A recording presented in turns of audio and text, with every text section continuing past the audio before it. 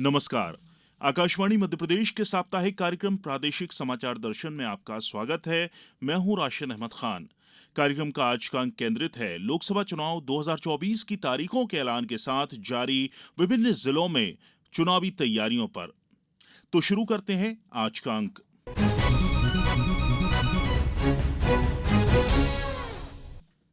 भारत निर्वाचन आयोग के देश में लोकसभा निर्वाचन 2024 के कार्यक्रम की घोषणा के साथ ही इंदौर लोकसभा क्षेत्र में भी चुनाव की तैयारियां शुरू हो गई हैं। इस बारे में विस्तार से जानकारी दे रहे हैं हमारे संवाददाता मनींद्र दुबे। देश में लोकसभा चुनाव 7 चरणों में संपन्न होंगे। 19 अप्रैल 2024 को पहला और 1 जून 2024 को अंतिम यानी 7वें चरण का मतदान होगा। इंदौर लोकसभा क्षेत्र के लिए चौथे चरण में 13 मई सोमवार को मत डाले जाएंगे। गौरतलब है कि इस चौथे चरण में देश भर की 96 लोकसभा सीटों के लिए मतदान होगा। सभी सीटों के लिए मतगणना 4 जून 2024 को की जाएगी। इंदौर लोकसभा के लिए निर्वाचन की अधिसूचना अगले माह 18 अप्रैल को जारी होगी। इसी दिन से नाम निर्देशन पत्र जमा करने का सिलसिला शुरू हो जाएगा। नाम निर्देशन पत्र जमा करने की अंतिम तिथि 25 अप्रैल निर्धारित की गई है। नाम निर्देशन पत्रों की जांच का कार्य 26 अप्रैल 2024 को होगा। अभ्यर्थी 29 अप्रैल तक अपना नाम वापस ले सकेंगे। इंदौर लोकसभा क्षेत्र में 8 विधानसभा क्षेत्रों के मतदाता अपने मताधिकार का प्रयोग करेंगे। इनमें इंदौर शहर की 5 विधानसभाओं के अलावा राऊ, देपालपुर और सांवेर विधानसभा शामिल है। उप जिला निर्वाचन अधिकारी राजेंद्र रघुवंशी ने आकाशवाणी को बताया कि इंदौर संसदीय क्षेत्र के 8 विधानसभा क्षेत्रों में कुल 25,13,191 मतदाता हैं। इनमें 12,68,093 पुरुष और 12,45,001 महिला मतदाता है। इसके अलावा 97 थर्ड जेंडर मतदाता भी सूची में शामिल हैं। इस लोकसभा चुनाव के लिए 2,226 मतदान केंद्र और 173 सहायक मतदान केंद्र बनाए गए हैं। इनमें शहरी क्षेत्र में 1,715 और ग्रामीण क्षेत्र में 511 मतदान केंद्र हैं। श्री रघुवंशी ने बताया कि निष्पक्ष एवं स्वतंत्र चुनाव करवाने के लिए 32,087 मतदान कर्मियों और अधिकारियों को नियुक्त किया जाएगा। विधानसभावार सामग्री का वितरण एवं वापसी इंदौर जिला मुख्यालय के नेहरू स्टेडियम में की जाएगी। लोकसभा चुनाव के लिए स्ट्रांग रूम नेहरू स्टेडियम में बनाया गया है। वहीं मतों की गणना भी नेहरू स्टेडियम में ही होगी। लोकसभा निर्वाचन के मद्देनजर आदर्श आचार संहिता का पालन करवाने के लिए जिले में धारा 144 लागू कर दी गई है। इसके तहत बगैर अनुमति के धरना, जुलूस, आम सभा, रैली आदि आयोजनों पर प्रतिबंध लगा दिया गया है। कलेक्टर एवं जिला दंडाधिकारी आशीष सिंह ने कोलाहल नियंत्रण अधिनियम के तहत भी आदेश जारी किया है। इस आदेश के तहत संपूर्ण जिले में रात्रि 10 बजे से सुबह 6 बजे तक लाउड स्पीकर एवं ध्वनि विस्तारक यंत्रों का सार्वजनिक उपयोग करने पर पूर्णतः प्रतिबंध लगा दिया गया है। लोकसभा निर्वाचन की घोषणा होते ही राजनीतिक दलों की गतिविधियां भी तेज हो गई हैं। इंदौर में मुख्य मुकाबला भारतीय जनता पार्टी और कांग्रेस के बीच ही रहेगा। फिलहाल भारतीय जनता पार्टी ने यहां से अपना प्रत्याशी घोषित कर दिया है। कांग्रेस और अन्य दलों का प्रत्याशी चयन के लिए मंथन जारी है। प्रादेशिक समाचार दर्शन के लिए इंदौर से मनिंद्र कुमार दुबे। आम निर्वाचन कार्यक्रम के तहत ग्वालियर संसदीय क्षेत्र में मतदान तीसरे चरण में 7 मई को होगा और जानकारी दे रहे हैं हमारे संवाददाता नवीन श्रीवास्तव। भारत निर्वाचन आयोग द्वारा शनिवार को जारी किए गए लोकसभा आम निर्वाचन कार्यक्रम के तहत ग्वालियर संसदीय क्षेत्र में मतदान तीसरे चरण में 7 मई को होगा। मतों की गिनती 4 जून 2024 को होगी। कलेक्टर एवं जिला निर्वाचन अधिकारी ग्वालियर श्रीमती रुचिका चौहान ने बताया, ग्वालियर जिला और ग्वालियर की जो पार्लियामेंट्री कॉन्स्टिट्यूएंसी है नंबर 16, जिसमें पोहरी और करेरा का भी कुछ क्षेत्र हमारे यहाँ ऐड होता है। इस पार्लियामेंट्री कॉन्स्टिट्यूएंसी का जो फेज आया है वो फेज 3 है और फेज 3 का शेड्यूल कुछ इस प्रकार है। हमारे यहाँ पर जो नॉमिनेशन है वो प्रारंभ होगा 12 अप्रैल से। नामांकन दाखिल करने का जो अंतिम दिनांक है वो 19 अप्रैल है। स्क्रूटिनी, जिसमें हम समीक्षा करते हैं समस्त जो प्राप्त हुए फॉर्म उनकी, वो 20 अप्रैल को आयोजित की जाएगी। जिसको भी अपना कैंडिडेचर वापस लेना है उसके लिए जो डेट है वो 22 अप्रैल है। और ग्वालियर जिले में और हमारी पार्लियामेंट्री कॉन्स्टिट्यूएंसी के लिए जो मतदान का दिवस है वो 7 मई मंगलवार किया गया है। काउंटिंग पूरे प्रदेश में 4 जून मंगलवार को आयोजित की जाएगी। जिला निर्वाचन अधिकारी श्रीमती रुचिका चौहान ने जानकारी दी कि ग्वालियर संसदीय क्षेत्र में कुल 21,40,297 मतदाता हैं। इसमें ग्वालियर जिले की 6 विधानसभा सीटों ग्वालियर ग्रामीण, ग्वालियर, ग्वालियर पूर्व, ग्वालियर दक्षिण, भितरवार और डबरा विधानसभा क्षेत्रों से 16,27,466 मतदाता शामिल हैं। ग्वालियर संसदीय क्षेत्र में इसके अलावा शिवपुरी जिले के करेरा व पोहरी विधानसभा क्षेत्र के कुल 5,12,381 मतदाता शामिल हैं। ग्वालियर की हम बात करें तो वोटर्स हमारे यहाँ पर 16,27,466 है और जब हम अपनी पूरी पार्लियामेंट्री कॉन्स्टिट्यूएंसी की बात करते हैं तो वो 21,40,297 है। सारे अपने पोलिंग स्टेशन पूरे पार्लियामेंट्री कॉन्स्टिट्यूएंसी के मिला करके 2268 बूथ पर मतदान होगा। पुलिस अधीक्षक धर्मवीर सिंह ने कहा कि जिले में स्वतंत्र एवं निष्पक्ष चुनाव संपन्न कराने के लिए पुलिस पूरी तरह मुस्तैद है। चुनाव के अपराध जिन लोगों ने किए हैं, इलेक्शन ऑफेंडर जो पुराने इलेक्शंस कर रहे हैं, उन लोगों को भी बाउंड ओवर कराएंगे।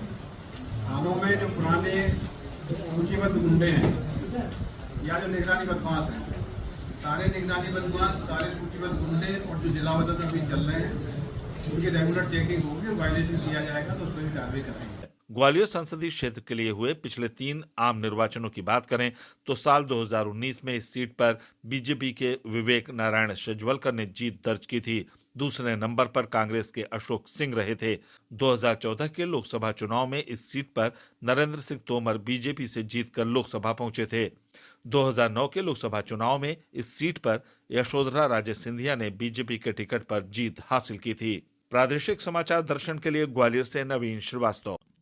लोकसभा चुनाव का बिगुल बजते ही जबलपुर जिले में आदर्श आचरण संहिता लागू हो गई है और जानकारी दे रही हैं हमारी संवाददाता सुरभि तिवारी। लोकसभा चुनाव का बिगुल बजते ही जबलपुर जिले में आदर्श आचरण संहिता लागू हो गई है। यहां प्रथम चरण के अंतर्गत 19 अप्रैल को होने वाले लोकसभा चुनाव को लेकर शासन प्रशासन सहित सभी राजनीतिक दल अलर्ट मोड में आ गए हैं। तो वहीं मतदान के प्रति आमजनों को जागरूक करने जिले में स्वीप गतिविधियां भी तेज हो गई हैं। निष्पक्ष और शांतिपूर्ण मतदान संपन्न कराने जिला और पुलिस प्रशासन ने भी अपना इलेक्शन प्लान तैयार कर लिया है। था वो विधानसभा में, क्योंकि बूथ टू बूथ रहता है तो ज़्यादा डिमांड होता है। इस बार हमने अभी तक 8 कंपनीज हमको पिछली बार मिली थी, वो हमने डिमांड की है और बाकी फोर्स अवेलेबिलिटी के हिसाब से होता है। और फर्स्ट फेज़ में रहेगा तो हमें लगता है कि हमें पैरामिलिट्री की 8 कंपनी मिनिमम मिलनी चाहिए और बाकी एसएएफ और होमगार्ड्स की बाहर से जो हमको एक्स्ट्रा डिप्लॉयमेंट जो हमको मिलेगा उसके आधार पे हम तैयार। हम आपको बता दें कि जबलपुर लोकसभा क्षेत्र में 8 विधानसभाएं हैं जिनमें 18,94,304 मतदाता हैं, जिनमें से 9,61,997 पुरुष और 9,32,212 महिला मतदाता हैं, जबकि अन्य मतदाताओं की संख्या 95 है। मतदाता सूची को यदि हम विभाजित करें तो इनमें 18 से 19 आयु वर्ग के 38,149 और 22,225 पीडब्ल्यूडी मतदाता हैं। इसी प्रकार 85 वर्ष से अधिक आयु के बुजुर्ग मतदाताओं की संख्या पर गौर करें तो जिले में इनकी संख्या भी 22,225 है।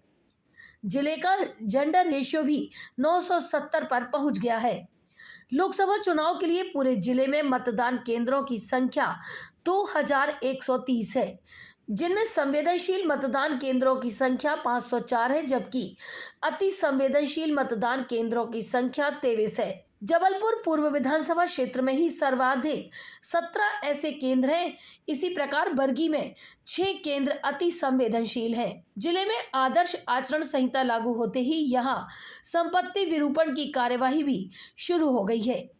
प्रमुख राजनीतिक दलों में भी टिकट वितरण को लेकर होड़ लगी हुई है। हालांकि भारतीय जनता पार्टी ने चुनाव की घोषणा होने के पहले ही प्रत्याशी के रूप में आशीष दुबे को लोकसभा चुनाव मैदान में उतारा है।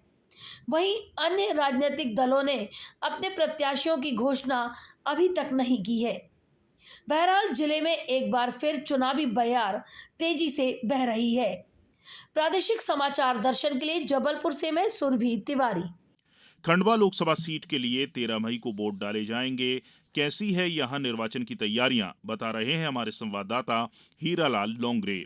भारत निर्वाचन आयोग द्वारा लोकसभा निर्वाचन हेतु कार्यक्रम शनिवार को घोषित कर दिया गया है। कलेक्टर एवं जिला निर्वाचन अधिकारी श्री अनूप कुमार सिंह ने बताया कि आयोग द्वारा शनिवार को तत्काल प्रभाव से आदर्श आचरण संहिता लागू कर दी गई है। जारी कार्यक्रम अनुसार खंडवा लोकसभा सीट के लिए आगामी 13 मई को तथा बैतूल लोकसभा क्षेत्र के लिए 26 अप्रैल को मतदान होगा। खंडवा लोकसभा सीट के लिए 18 अप्रैल को निर्वाचन की अधिसूचना जारी कर दी जाएगी। नाम निर्देशन पत्र दाखिल करने की अंतिम तिथि 25 अप्रैल निर्धारित की गई है तथा नाम निर्देशन पत्रों की समीक्षा 26 अप्रैल को की जाएगी। अभ्यर्थिता वापस लेने की तिथि 29 अप्रैल निर्धारित की गई है। निर्धारित कार्यक्रम के अनुसार मतदान आगामी 13 मई को होगा तथा मतगणना आगामी 4 जून को संपन्न होगी। कलेक्टर एवं जिला निर्वाचन अधिकारी श्री सिंह ने बताया कि खंडवा लोकसभा क्षेत्र के कुल 20,96,901 मतदाता शामिल है, जिसमें मानधाता विधानसभा क्षेत्र में 2,17,498 मतदाता शामिल है, जबकि खंडवा विधानसभा क्षेत्र में 2,72,920 तथा पंधाना विधानसभा क्षेत्र में 2,83,797 मतदाता शामिल है। इसके अलावा बागली विधानसभा क्षेत्र में 2,55,319 मतदाता, नेपा नगर विधानसभा क्षेत्र में 2,64,171 मतदाता, ब्रह्मपुर विधानसभा क्षेत्र में 3,22,453 मतदाता, भिकनगांव विधानसभा क्षेत्र में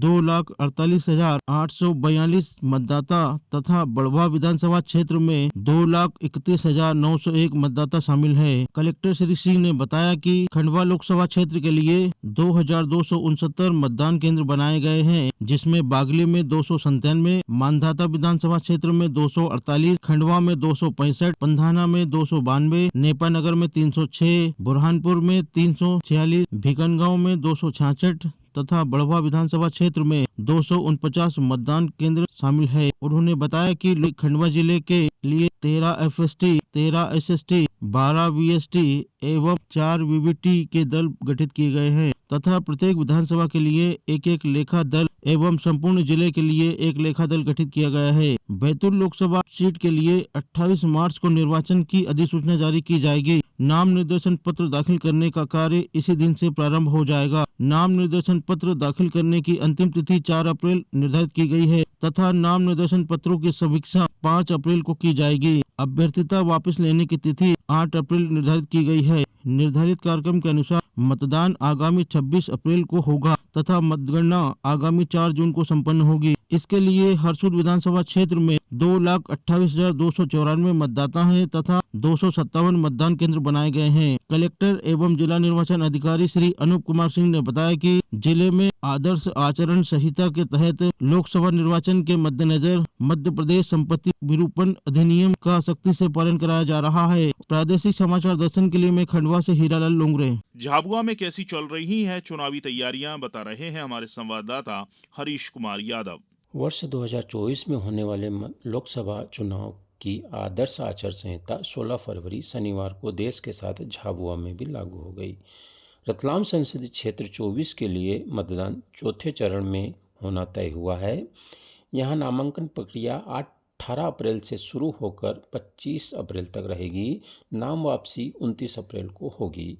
चौथे चरण में संसदीय क्षेत्र 24 के लिए रतलाम जिले की 3, झाबुआ जिले की 3 और अलीराजपुर की 2 विधानसभा, कुल मिलाकर 8 विधानसभा के 20,84,882 मतदाता अपने मत का उपयोग 13 मई सोमवार को करेंगे।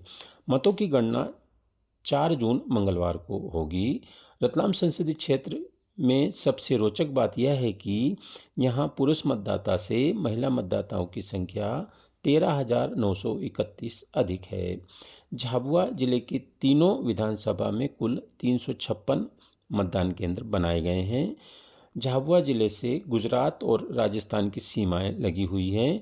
इस बार गुजरात और राजस्थान के वाहनों की चेकिंग मध्य प्रदेश पुलिस करेगी, तो वहीं मध्य प्रदेश के वाहनों की चेकिंग गुजरात और राजस्थान पुलिस करेगी।